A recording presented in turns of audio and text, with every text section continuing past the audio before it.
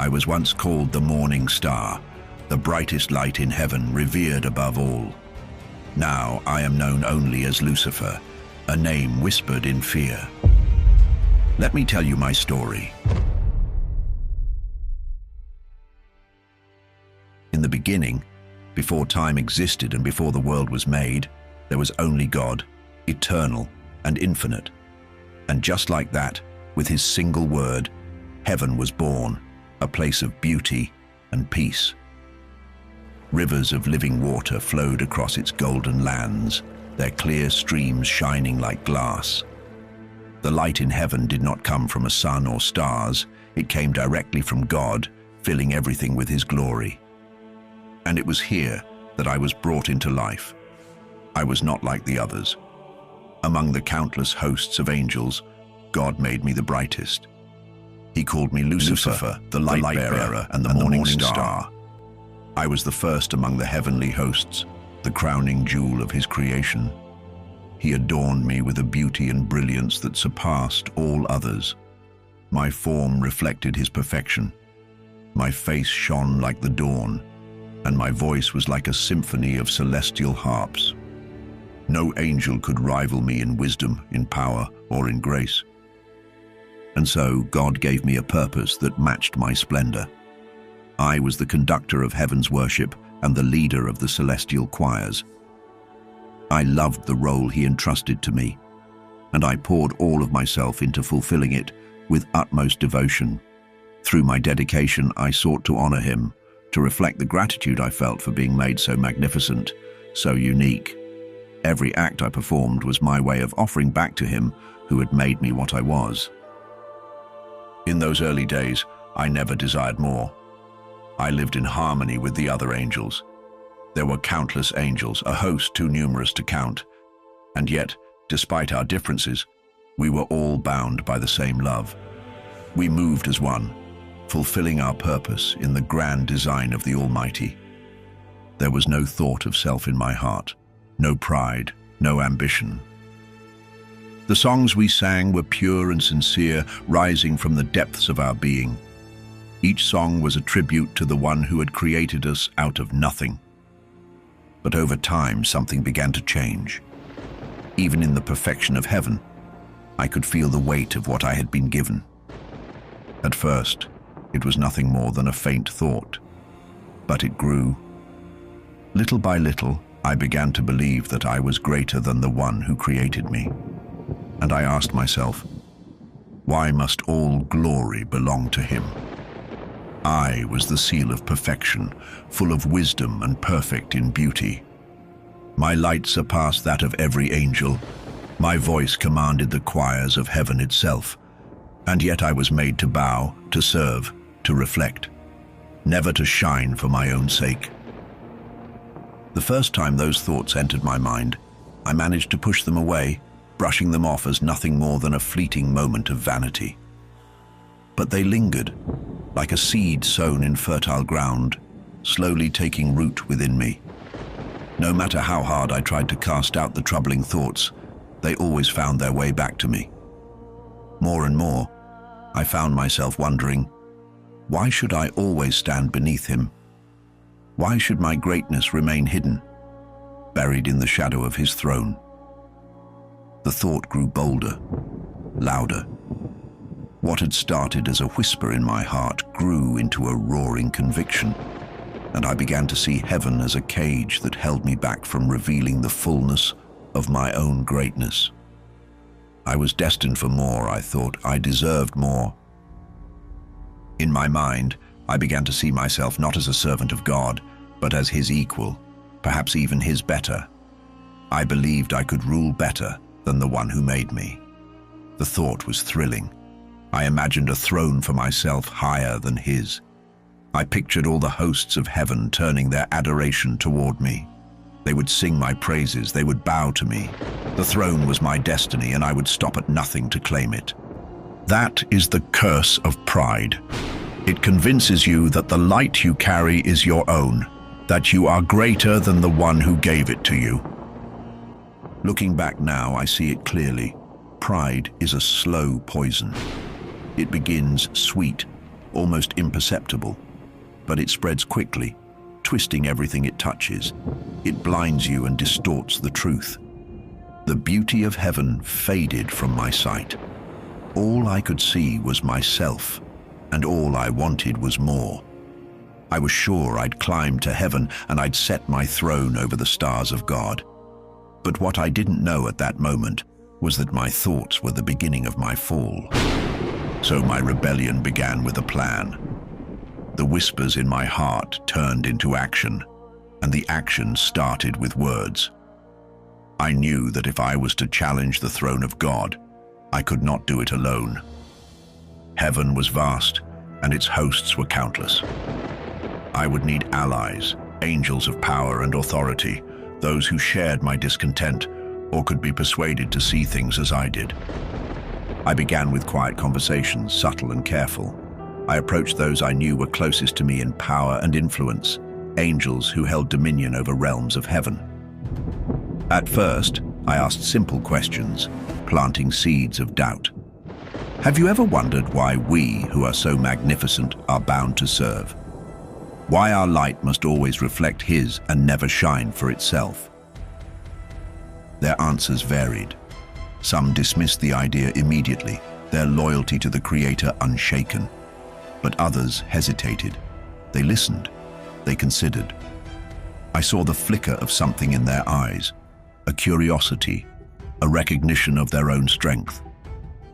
Those were the ones I pursued. I spoke of freedom, painting a picture of a new heaven, one where we, the brightest and most powerful, would no longer bow to anyone. The more I spoke, the more they listened. I appealed to their pride, their sense of worth. I reminded them of their splendor, their wisdom, their unmatched power among creation. And so, they began to abandon their proper dwelling, the places they were given in heaven, to join me in this vision of what could be. Angels of high rank, powers, dominions, and thrones began to see themselves not as servants, but as rulers in waiting. I saw it in their eyes when we spoke, a fire kindling that matched my own. They began to question, to dream of a heaven where their light would no longer be eclipsed by His. As my following grew, my words became bolder. I spoke openly of a new order, a kingdom where we would sit upon thrones of our own making. And it wasn't long before the murmurs became action. The angels who had once sung in perfect harmony with the Creator's will now turned their voices toward me. Their allegiance shifted from the throne of God to the vision I offered. A third of heaven's hosts joined my cause, angels of great beauty, wisdom, and strength, their wings ready for battle, their hearts burning with ambition. In secret, we prepared for what was to come. Our rebellion would not be a quiet act of dissent. It would be a war. I knew the cost, and so did they. But the promise of what we could achieve outweighed the risk. I organized them into ranks, assigning leaders to oversee the growing legions of angels who had aligned themselves with me. Together, we crafted a plan to challenge the very foundations of heaven. My betrayal was complete, and the stage was set for the greatest battle heaven would ever see. But the Creator was not silent. He spoke my name, his voice reverberating through the heavens, both patient and resolute. Lucifer, he said, turn back. There is no victory in this path, only destruction. His words struck like thunder, and for a moment, even the loyal angels seemed to pause. But I had made my choice. I raised my voice in defiance and declared that my will was my own. I would not bow, not to him, not to anyone. Then came the command. From the throne, God called his loyal angels to stand against us. At their head was Michael, the leader of heaven's armies, small in stature but mighty in faith. Michael and his angels fought against us, and me and my angels fought back. The battle erupted with a fury that shook the very foundations of heaven. Light and fire filled the skies as swords clashed and wings beat with thunderous force. My followers and I fought with all the strength we could muster. Every blow we struck was driven by the belief that we were fighting for freedom, for a kingdom where we would no longer serve but reign. Michael, however, fought with a power beyond understanding. His sword seemed to cut through our ranks with unyielding force. Despite our strength, the tide of battle began to turn against us. Then came the decisive blow. Heaven's light surged with an intensity I could not withstand. I was struck down, and with me, the angels who had stood by my side. The fall was unlike anything I could have imagined. It was not a simple descent, but a complete severance from everything I had once known. The harmony of heaven, the radiance of God's presence, the unity I had shared with my brothers, all of it was ripped away. My wings, once radiant with light, faltered. My name, once a symbol of brilliance, was now a curse. Where we fell has been the subject of many tales. Some say I descended upon Babylon, the great city of wealth and indulgence, seeking to establish my kingdom among its towers. Others claim I fell near Jerusalem, drawn to its holiness, hoping to corrupt what was sacred. But the truth is, I fell long before Babylon or Jerusalem ever existed. When the fall ended, I found myself in a realm far from the perfection of heaven. It was chaos, a shadowy reflection of what I had once known. There was no peace, no light, only the echoes of my defiance. My followers gathered around me, their faces marked with the same bitterness and loss that now defined me.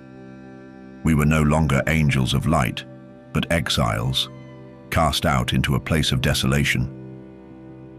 I looked at them, those who had shared in my rebellion, and I vowed we would not remain defeated. I told them, if I could not claim the throne of heaven, I would build a kingdom here, and my humiliation only fueled my resolve. And so, I became what I am now. No longer Lucifer, the morning star, but Satan, the prince of darkness. My kingdom was born of rebellion. I thought I would finally be happy, that I would find fulfillment in ruling a realm of my own.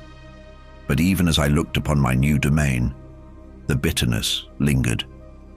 I had sought equality, freedom, and a throne to call my own. Instead, I had lost everything, my place, my light, and the harmony I once cherished. Yet, despite it all, my anger burned brighter than ever. I would not surrender. The war was over, but my fight had only begun. In the silence of my exile, I watched from the shadows as God's creation continued to unfold. Though cast out, I was not completely severed from the divine realm. I could still see His works, His designs, and what I saw reignited my hatred, a new creation. God, in His infinite power, formed beings unlike anything I had ever seen. They were called Adam and Eve, the first of humanity. They were made of flesh, fragile and finite, yet gifted with something extraordinary: free will. And more than that, they were made in His image, a reflection of His divine nature. Where once I had been the most radiant of His creations, now these weak and mortal beings were given the place I had longed for. My hatred grew stronger. I watched as He breathed life into them as they opened their eyes and stood in the garden He had created for them. It was called Eden, a paradise filled with beauty and abundance. Rivers of life watered its lands, and every tree bore fruit for their nourishment. They lived in peace, walking freely with God in perfect harmony, untouched by pain, suffering, or death. And He loved them. I could feel His delight as He walked with them, spoke to them, and shared a closeness that I had once known. It was unbearable. These small, imperfect creatures had been chosen for the relationship I had been denied. I, who had stood at the very throne of heaven, who had walked among the fiery stones, was cast out while they were exalted. It was an insult I could not forgive. If I could not ascend to God's throne, I would destroy His creation instead. I watched them closely. These humans were so innocent and unaware of the dangers around them. They lived in harmony with their Creator, untouched by pain or suffering, knowing nothing of rebellion. But I saw their weakness. The free will God had given them, the gift meant to draw them closer to Him, could also be their undoing. In the middle of the garden, there was one tree from which they were forbidden to eat, the tree of the knowledge of good and evil. It stood as a test of their obedience, a reminder that even in their freedom, they were subject to God's will. This single command was their only limitation. I knew that if I could lead them to disobey, I could sever the bond they shared with God.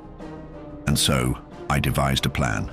If I could corrupt them, turn them against Him, I could mar His perfect creation. I would take their free will and twist it, showing them that their choices could lead to ruin instead of life. They would know pain. They would know suffering. They would know death, just as I had. I was skilled at persuasion, and I knew how to make the forbidden seem irresistible. I would plant doubt in their minds, whisper promises of wisdom and power, and lead them to the one act they were told not to commit. And so I entered the garden, not as the radiant prince I once was, but as the tempter. I took the form of a serpent, approaching the woman with subtlety and purpose. She was near the tree God had commanded them not to eat from. I knew her obedience to Him rested on trust, and trust could be easily broken with the right words. I whispered to her, just as pride had once whispered to me. "Did God really say you must not eat from any tree in the garden?" I asked with a calm and persuasive voice. I needed her to question, to wonder if God's command was as clear and unyielding as she thought. She replied with innocence, but also hesitation. "We may eat fruit from the trees in the garden," she replied, "but God did say, you must not eat fruit from the tree that is in the middle of the garden, and you must not touch it, or you will die." Her response revealed both her trust in God and her lack of full understanding of His command. It was enough for me to plant doubt. "You will not surely die," I said, twisting the truth into a lie that sounded like freedom. "God knows that when you eat from it, your eyes will be opened, and you will be like God, knowing good and evil." It was a lie, but it carried just enough truth to draw her in. I had once longed to be like God, to rise above my place, and now I offered her the same choice. I watched her struggle, her gaze lingering on the fruit. Curiosity, desire, and doubt battled within her. The fruit looked beautiful, and the promise of wisdom was tempting. Then she reached out, took the fruit, and ate. At that moment, the first act of disobedience was done. She gave some to the man, and he ate too. The harmony of the garden shifted, as if creation itself recoiled at their choice. The innocence they had once known vanished, replaced by shame and a heavy awareness they had never felt before. They hid themselves, covering their nakedness, their shame obvious even to me. When God called out to them, His voice was filled with sorrow and justice. He already knew what they had done and who was behind it. But I felt no regret. I had succeeded. Humanity, the pinnacle of His creation, had fallen, just as I had. But I was not satisfied. Corrupting humanity was only the beginning. If I could not defeat God directly, I would wage my war through His creation. I would twist, deceive, and destroy, ensuring that the perfect world He had made would never be the same. The fall of man was only the first strike in my rebellion, a rebellion that would never end. My war against Him became eternal, fought not with swords but with whispers, choices, and the hearts of humanity. I became the voice of temptation, weaving my words into the minds of men and women. To Adam and Eve, I had planted doubt. To their descendants, I offered something far more destructive: pride, greed, hatred, despair. These became my weapons, sharper than any blade, capable of breaking even the strongest spirit. My purpose was clear: to corrupt, to divide, and to destroy the bond between God and his creation. Through the ages, I made myself a shadow over human history. I whispered to kings and rulers, feeding their ambition and turning nations against one another. Wars erupted, blood flowed, and the world became my battlefield. I led prophets astray, silenced some before they could speak, and twisted the words of others. Yet no matter how much chaos I created, I couldn't crush the resilience of his plans. No matter how deep the darkness I spread, there were always those who clung to their faith, their light shining in defiance of me. Then came Job, a man whose faith in God seemed unshakable. He was upright, devoted, and blessed with wealth, family, and good health. I saw an opportunity to prove that his loyalty to the Creator was shallow, built only on the comforts he had been given. So, I approached God with a challenge. "Does Job fear God for nothing?" I asked. "Have you not placed a hedge around him, his household, and everything he has? But stretch out your hand and strike all he owns, and he will surely curse you to your face." Permission was granted. I could take everything from Job, but I was forbidden to harm him physically. So, I struck. In a single day, disaster after disaster fell upon him. Raiders stole his oxen and donkeys. Fire from the sky consumed his sheep. The Chaldeans captured his camels. A great wind collapsed the house where his children were gathered, killing them all. One after another, messengers came with the news. And yet Job did not curse God. Instead, he fell to the ground in worship and said, "The Lord gave, and the Lord has taken away. Blessed be the name of the Lord." But I was not finished. I returned to God and said, "Stretch out your hand and strike his flesh and bones, and he will surely curse you to your face." Again, God allowed it, but forbade me from taking Job's life. So I struck him with painful sores from head to toe. Job, in agony, sat in ashes, scraping his skin with broken pottery. Even his wife urged him, "Curse God and die." But Job replied, "Shall we accept good from God and not trouble?" Through all this, Job did not sin or turn against God. His faith held firm, a glaring reminder that my power could not destroy true devotion. My plan had failed, and I knew that my war against him was far from over. My greatest challenge came centuries later in the wilderness, face to face with the one who was promised, Jesus, the Son of God. He had fasted for 40 days and nights, alone and physically weak. I saw my opportunity and approached, just as I had with Eve, offering what seemed irresistible. First, I targeted his hunger. "If you are the Son of God," I said, "turn these stones into bread." He was starving, yet he refused me, replying, "Man shall not live on bread alone, but on every word that comes from the mouth of God." His resolve was firm, unshaken by need. But I didn't want to give up, so I led him to the highest point of the temple. "Throw yourself down," I said to him. "God's angels will catch you." I tempted him to test God's protection, but he countered me, saying, "Do not put the Lord your God to the test." Finally, I took him to a high mountain, showing him the kingdoms of the world. "All this I will give you," I said, "if you bow down and worship me." He commanded me to leave, declaring, "Worship the Lord your God and serve him only." No matter how I tried, his resolve was a fortress I could not breach. I had failed. Even now I remain. My influence lingers in the hearts of humanity. I am the whisper in moments of doubt, the voice that urges pride, selfishness, and rebellion. I sow division among nations, fuel wars, and fill hearts with despair. I stand as the accuser, pointing out their flaws and sins before God, seeking to condemn what he seeks to save. You must know that this war is not born of hatred for humanity, My battle is not truly with them. It is with the one who created them. My rebellion is against him, and every soul I turn away from him is another victory in my defiance. Each failure, each fall, is a reminder of the choice I made long ago and the path I now walk forever. And even in the depths of my rebellion, I have always known how this story ends. The prophecies are clear, etched into the fabric of time itself.